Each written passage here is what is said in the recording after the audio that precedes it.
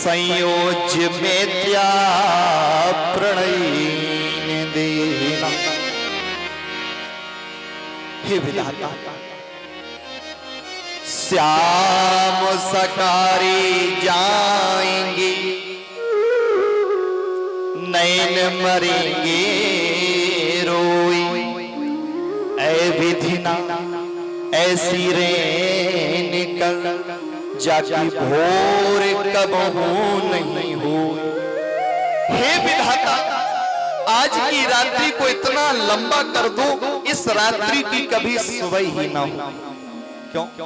यदि सुबह नहीं होगी तो हमारा श्याम सुंदर नहीं जाएगा।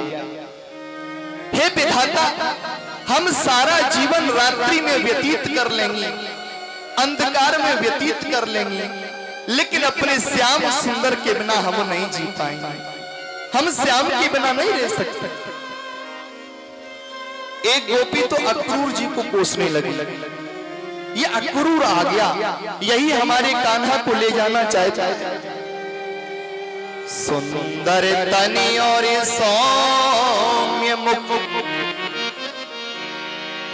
पर स्वभाव से क्रूर, सुंदर वे नर मूर्ख हैं, जो जाको नाम धरियो अक्रूर। अरे किसने इसका नाम अक्रूर रख दिया? ये तो बड़ा क्रूर है, हमारे श्याम सुंदर को हमसे दूर कर रहा है। एक ब्रज गोपी रोती हुई कहती है, इसमें सारा दोष इस श्याम सुंदर का है, और ये चला जाएगा तो मां यशोदा पे क्या बीतेगी। कितना निर्दयी है हमारा श्याम। स्वर्ग ना त्याग ना था,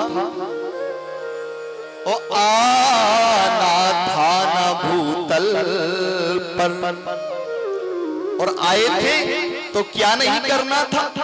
यशोदा अभागिन को तुम्हें मात ना बनाना था। उस यशोदा पे क्या बीतेगी, वो मां है। हे विधाता, हे विधाता, हे विधाता, पूरी रात ब्रज की गोपियां रोती रही। सुबह हुई, आज श्याम सुंदर जाने को तैयार हुई तो मां यशोदा किसी के समझाए नहीं समझ रही। वो मां है ना, वो नहीं मान रही। नहीं, हम अपने श्याम सुंदर को नहीं जाने देंगे, हम अपने कान्हा को नहीं जाने देंगे।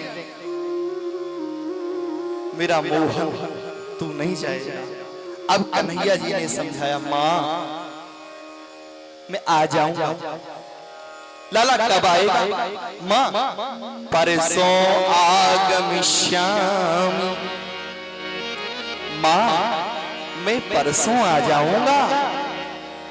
यशोदा मां बड़ी भोरी कहने लगी, कान्हा ये परसों क्या होता? अरे मां तू बड़ी भोरी है, आज मैं जा रहा हूं, आज के बाद फिर कल, फिर उसके बाद जो दिन आएगा वो परसों, और उस दिन मैं आ जाऊं। मां कैसे भी मानने को तैयार नहीं। जैसे तैसे मां यशोदा को समझाया। आज भगवान कन्हैया महल से बाहर निकले तो ब्रज की गोपियां खड़ी हैं, श्याम सुंदर की ओर देख रही हैं, रो रही हैं, लेकिन कुछ बोल नहीं पा रही। बोलने का प्रयास करती तो गला भरा था। क्या कहें श्याम सुंदर से। एक तरफ राधा रानी खड़ी, कन्हैया राधा रानी के पास गए। राधा मैं जा रहा हूं। राधा रानी रो पड़ी, कान्हा यदि तूने जाने का मन बना ही लिया है तो तू अब रुकेगा नहीं। अरे कान्हा तूने कब किसकी मानी? तेरा जब जो मन हुआ तूने वो किया, तूने कभी किसी की नहीं मानी। जाने का मन बना लिया है तो तू जाएगा। कृष्ण लेते हैं व्रज से विदाई की, मैया मोहे याद ना कर। कान्हा लेता है ब्रज से विदाई की मैया मेरी याद ना करे। कान्हा लेते ब्रज से विदाई की मैया को याद ना करे। लेते हैं ब्रज से विदाई की मैया मेरी याद ना करे। श्याम लेते ब्रज से विदाई की मैया मोहे याद ना करे। क्योंकि मैया मेरी याद ना करे कि मैया मेरी याद ना करे। श्याम लेते हैं ब्रज से विदाई कि मैया मेरी याद ना करे।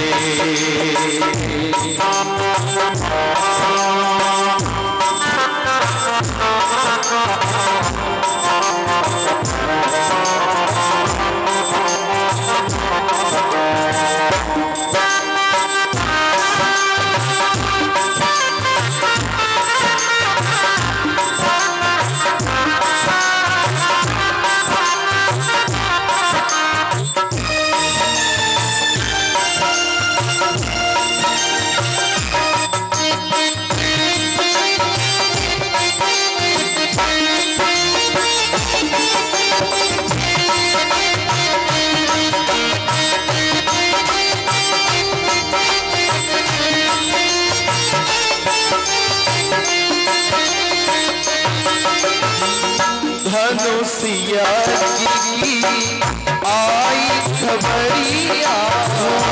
धनुषिया की आई खबरिया। जाना है हमें मथुरा नगरिया। जाना है हमें मथुरा नगरिया। जाना है हमें मथुरा नगरिया। कैसे सही विदाई की मैया मोहे याद ना करे। कोई कह रे सही की जुदाई की मैया मेरी याद ना करे। कृष्ण लेते ब्रज से विदाई की मैया मोहे याद ना करे। मैया मेरी याद ना करे कि मैया मेरी याद ना करे। कान्हा लेता है ब्रज से विदाई कि मैया मेरी याद ना करे।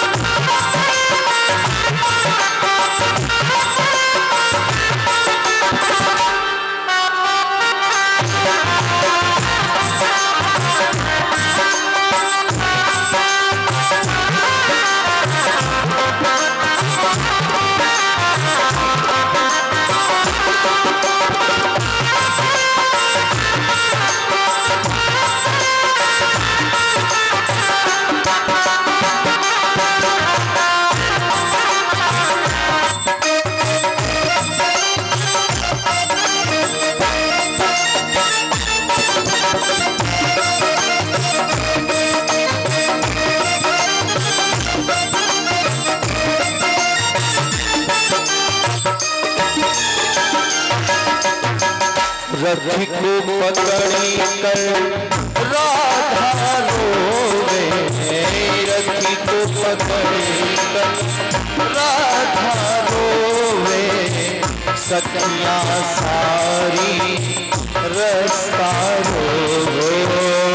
सखियां सारी रास्ता रोवे। के सखियां सारी रास्ता रोके ऐसे सही जुदाई की कान्हा मोरे कैसे सही जुदाई की गाना मेरी याद न करे ब्रज से विदाई की मिया मोरी आत्मा करे लिखने वाले ने लिख डाले लिखने वाले ने लिख डाले मिलन के साथ बिछोड़े आता हूँ मैं दूर जाना है दिन तेरे गए छोड़े आता हूँ मैं दूर जाना है दिन तेरे गए छोड़े हो लिखने वाले ने लिख डाले लिखने वाले ने लिख डाले मिलन के साथ बिछोड़े आता हूँ मैं दूर जाना दिन तेरे गए छोड़े आता हूँ मैं दूर जाना दिन तेरे गए छोड़े ब्रज से विदाई कि मैया मेरी याद न करे कि मैया मेरी याद न करे कि मैया मेरी याद न करे आज अक्रूर जी की रथ पर कृष्ण और बलराम सवार हो गए और अक्रूर काका से कहा काका रथ को वायु वेग से दौड़ा क्यों क्यों कहा काका हमने तो ब्रजवासियों को रोते हुए देख लिया मां यशोदा को रोते हुए देख लिया और हम सह गए लेकिन इन ब्रजवासियों ने यदि हमारी आंखों में आंसू देखे तो ये सह नहीं पाए आज अक्रूर काका ने रथ को दौड़ाया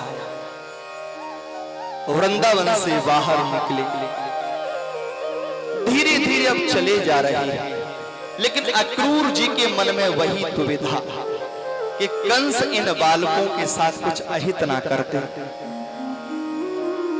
भगवान कन्हैया समझ गए कि हमारे अक्रूर काका दुखी है चलो आज इन्हें अपनी लीला दिखाते हैं तो अक्रूर काका से कहा काका थोड़ा जल ले आओ और जैसे ही अक्रूर जी जल लेने गए तो यमुना जी में क्या देखा कृष्ण और बलराम रथ पर बैठे जल के अंदर जैसे जल के बाहर देखा रथ पर यहां बैठे जल में देखा जल में बैठे ओहो हो समझ में ये साधारण बालक नहीं है ये साक्षात नारायण है और बहुत सुंदर अक्रूर जी ने भगवान की प्रार्थना की हे प्रभु आप तो दीन बंधु हो भक्तों के भय को दूर करने वाले हो हे प्रभु हमारे हृदय में जो भय था कि कहीं आपके साथ में अहित ना हो जाए तो हमारे हृदय के भय को आपने दूर कर दिया हे भगवान आपको कोटि कोटि प्रणाम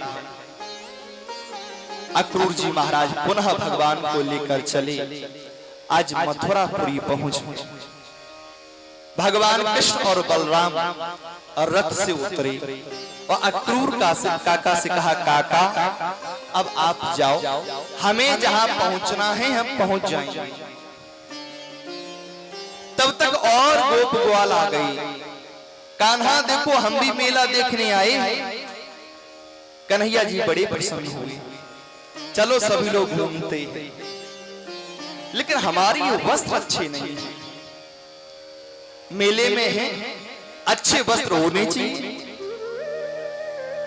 तब तक एक धोबी दिखाई दिया ये कंस का धोबी है, राजाओं के वस्त्र लेकर जा रहा है। तो भगवान ने कहा भैया क्या ये वस्त्र हम लोगों को मिलेंगे? उस धोबी ने कहा तुम गवार ग्वालियर, ये राजाओं के वस्त्र हैं, तुम लोगों के लिए नहीं है। आज भगवान ने एक मुष्टिका का प्रहार कर दिया और उस धोबी का उद्धार कर दिया और गोप वालों से कहा ले लो वस्त्र, उठाओ, जिसको जो अच्छे लगे खूब चकाचक पहनो। अब छोटे छोटे से गोप ग्वाल और राजाओं के बड़े बड़े वस्त्र, अब जब चले तो झाड़ू सी लगती चली जाए। अब क्या करें? तो बोले किसी दर्जी के पास चलो। अच्छा ये धोबी कौन था जिसका भगवान ने उद्धार किया? गर्ग संहिता में वर्णन आता है ये पूर्व जन्म में अयोध्या का धोबी था जिसने भगवान श्री राम और मां सीता के ऊपर लांछन लगाया। तो आज भगवान ने इसका प्रणाम किया है अपने हाथों से। तो किसके पास चले? बोले दर्जी के पास। एक दर्जी के आप पहुंचे, भैया ये वस्त्र बहुत बड़े बड़े हैं, क्या हमारे नाप के बना दोगे? वह दर्जी भगवान को देखकर बड़ा प्रसन्न हुआ, बिठाला सभी लोगों को और सभी के वस्त्रों को काटा छांटा और भगवान के नाप के बना दिए। भगवान ने उसे आशीर्वाद दिया, अरे भैया दर्जी तूने बड़ा सुंदर वस्त्र बनाए हैं तो हम तुझे आशीर्वाद देते हैं। कलयुग में दर्जी लोग खूब फलेंगे फूलेंगे, हम आशीर्वाद देते हैं जितने रुपए का कपड़ा नहीं होगा उतनी सिलाई लगेगी, खूब खूब फूलोगे फूलोगे। और सत्यता है कि नहीं आप लोग बताओ? कपड़ा 200 रुपए का सिलाई बोले 300 रुपए लग गई। हाँ, ये पूर्व जन्म में गर्ग संहिता के अनुसार मिथिला का दर्जी था जिसने भगवान राम के लिए वस्त्र बनाए थे। इसके मन में यह था कि भगवान के हम वस्त्र भी बनाएं और अपने हाथों से भी पहनाएं। तो आज भगवान ने इस दर्जी की इच्छा को पूरा किया। बोले गोविंद भगवान की जय। अब वस्त्र भी नाम के हो गए, अब क्या करें? बोले गले में सुंदर सी पुष्पों की माला हो फिर और आनंद आए। एक माली के घर पहुंचे, भैया थोड़े अच्छे सुगंधित पुष्पों की माला पहनवाओ। उस माली ने भगवान का बहुत स्वागत सम्मान किया, सभी गोप वालों को बिठाला और बड़ी सुंदर पुष्पों की माला भगवान को पहनाई। ये कौन था जो भगवान को देखकर बड़ा प्रसन्न हुआ, माला पहनाई? गर्ग संहिता के अनुसार वर्णन करता है यह पूर्व जन्म में चैत्र रथ वन का हेममाली था। ये नित्य भगवान शिव पर 100 कमल के पुष्पों को चढ़ाता था। तो भगवान भोले बाबा प्रसन्न हो गए। भोले बाबा ने कहा भैया वर मांग ले। तो इसने कहा प्रभु हम ये चाहते हैं कि भगवान हमारे दरवाजे आए और हम अपने हाथों से उन्हें माला पहनाएं। तो भोले बाबा ने आशीर्वाद दिया। तो आज भगवान ने इसकी इच्छा को पूरा किया। बोले गोविंद भगवान की जय। मैं सचमुच कहती हूँ प्रियतम, मेरा लाला रोता होगा, मेरी गोदी से बिछड़े आज भर नींद नहीं सोता होगा। अपने हाथों की तरफ देखकर मां कह रही है ये मेरे हाथ आज रोते, ये माखन मिश्री रोती है, रोता होगा खाने वाला, ऐसी प्रतीत अब होती है। मेरा कान्हा रोता होगा। तब तक उद्धव जी ने आवाज लगा दी, बाबा कौन? मैं उद्धव। कौन उद्धव? मैं कृष्ण का मित्र हूँ, तुम्हारे कान्हा का मित्र हूँ, मथुरापुरी से आया। ओहो मेरी कान्हा का मित्र है? हाँ आज हृदय से लगा लिया नंद बाबा ने, दुलार करने लगे। उद्धव, मुझे ये लग रहा है मेरा लाला आ गया। हाँ हाँ बाबा, मैं भी आपके लाला की तरह तो हूं, मुझे भी दुलार कर लो। बहुत प्रेम किया, रात्रि को भोजन करवाया है। तो आज उद्धव जी ने अपना ज्ञान देना प्रारंभ किया। देखा कि ये लोग बहुत दुखी हैं, तो आज ज्ञान दे रहे, करे मैया बाबा कृष्ण को क्यों इतना याद करती हो? अरे वो तो राजा बनेगा, बहुत बड़ा राजा बनेगा, और कभी तुम्हारा मन हो तो उससे मिलाना, क्यों इतना याद करती हो? आज मां यशोदा, जो बिल्कुल भी पढ़ी लिखी नहीं है, उसने पूछा उद्धव, हमें एक बात का जवाब दोगे? तुम तो ज्ञानी हो, पढ़े लिखे हो। बोले हाँ। कृष्ण मुझे याद करता है। हाँ हाँ याद करता है। तुमने उसे ज्ञान का संदेश दिया? हाँ मां, उसे भी समझाया, लेकिन वो भी मानने को तैयार नहीं है। वो भी बहुत रोता है, बहुत याद करता है आप लोगों को, लेकिन मां तुम उसे भूल जाओ। उद्धव क्यों? अरे वो ब्रह्म है, वो ईश्वर है, वो साधारण नहीं है, वो साक्षात नारायण है, उसे भूल जाओ। मैया ने पूछा उद्धव, हमें एक बात का जवाब दे दो, यदि किसी मां का पागल सा लाला जो मंद बुद्धि का है, कम बुद्धि का है, मां ने उसे पाल पोस कर बड़ा किया, और यदि वो पागल सा मंद बुद्धि का लाला भी घर से कहीं चला जाता है, तो उसकी मैया दिन रात रोती है, जबकि उसका बालक पागल था, मंद बुद्धि का था, किसी मतलब का नहीं था, फिर भी उसकी मां बहुत रोती है, मेरा लाला कहां गया, मेरा लाला कहां गया। और तू कह रहा है कि तेरा लाला ब्रह्म है, तो उद्धव जिसका लाला ब्रह्म जैसा होगा, उसकी मां क्यों नहीं रोई? आज उद्धव जी को जवाब नहीं आया। मां यशोदा के सामने उद्धव जी की वाणी मूक हो गई, कुछ नहीं कह पाई। सुबह का समय हुआ, ब्रज गोपियों को पता चला कि आज मथुरापुरी से कोई आया है। आहा, लगता है हमारे कान्हा का संदेश लेकर कोई आया है। उद्धव जी महल से बाहर निकले, ब्रज की गोपियों ने घेर लिया। कहां से आए हो? मथुरापुरी से। हाँ, क्या संदेशा लेकर आए हो? उस काले का संदेशा लेकर आए हो? तब तक एक भंवरा कहीं से उड़ता हुआ वहां आ गया। अब ब्रज की गोपियों ने उस काले भंवरे को देखकर कहा, ऊधो सब कारे अंजमाई। उद्धव, ये काले बड़े निर्दयी होते हैं, ये काले कभी किसी के नहीं हुए। काला कौन? काले काले भंवरा कहिए, कलिन कलिन रस लाई।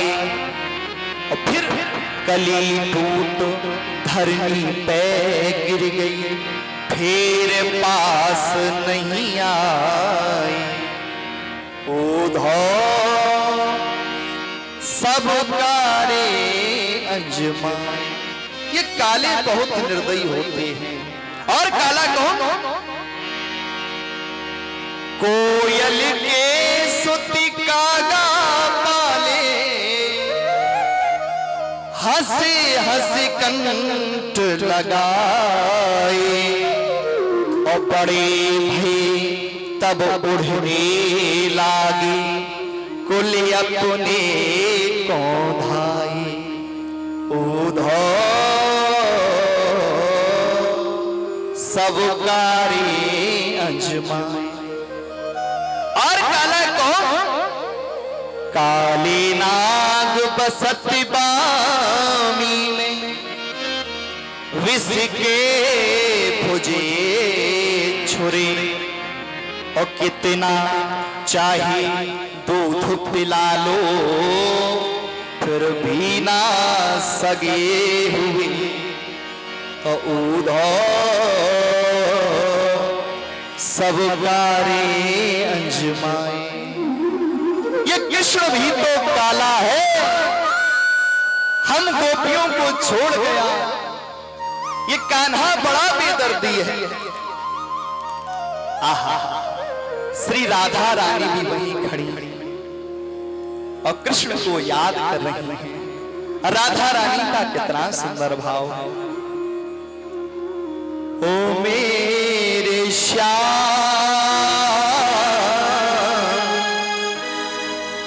ओ मेरे श्याम, ओ मेरे श्याम, ओ मेरे श्याम, ओ मेरे श्याम, ओ मेरे श्याम, ओ मेरे श्याम, ओ मेरे श्याम, मेरे श्याम, ओ मेरे श्याम, ओ मेरे श्याम, ओ मेरे श्याम।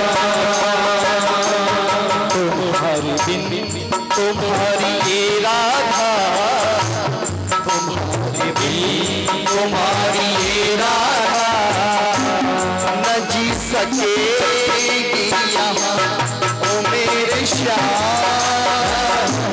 ओ मेरे श्याम, ओ मेरे श्याम, ओ मेरे श्याम, ओ मेरे श्याम, ओ मेरे श्याम, ओ मेरे श्याम,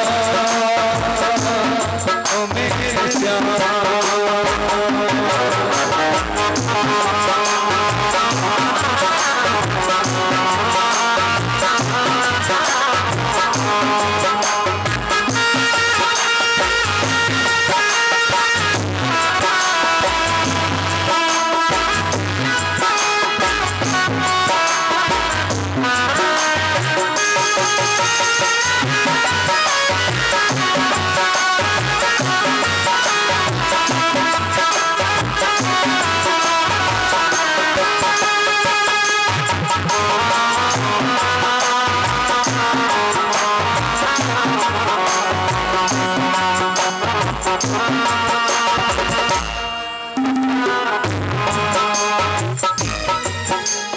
दिन को चैन नहीं आती हुई भारी, नींद नहीं आए मैं खुद से हारी।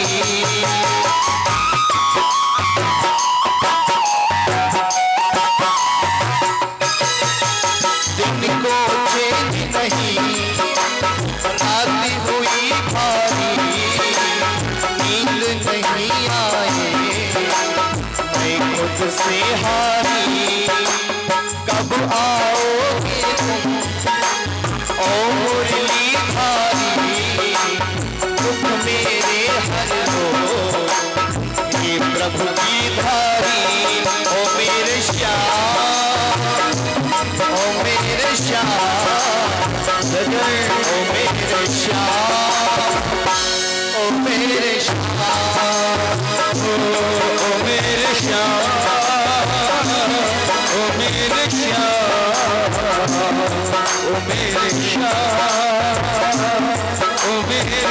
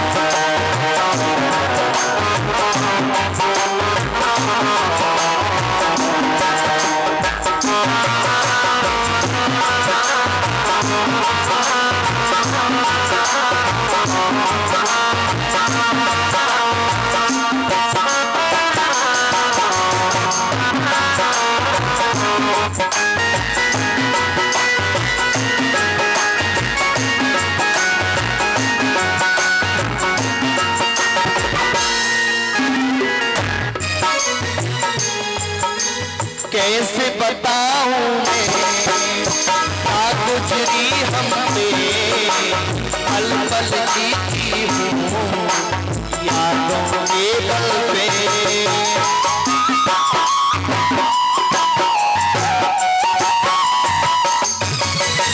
कैसे बताऊं मैं क्या गुजरी हम पे, पल पल जीती हूँ यादों के बल पे। कैसे बताऊं मैं क्या गुजरी हम पे, पल पल जीती हूँ यादों के बल पे। अगर न आओगे तो पछताओगे, अपनी राधा को फिर ना पाओगे। ओ मेरे श्याम, ओ मेरे श्याम, ओ मेरे श्याम, ओ मेरे श्याम, ओ मेरे श्याम, ओ मेरे श्याम, ओ मेरे श्याम, ओ मेरे श्याम।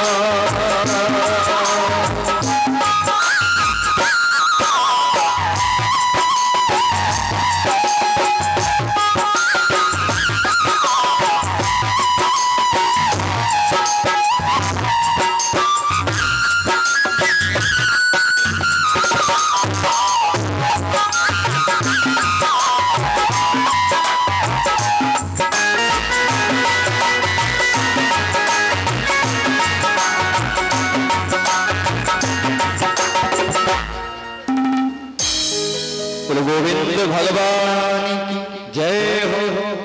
आज ज्ञानी उद्धव ने अपने ज्ञान से गोपियों को समझाने का प्रयास किया। कहा कि गोपियों,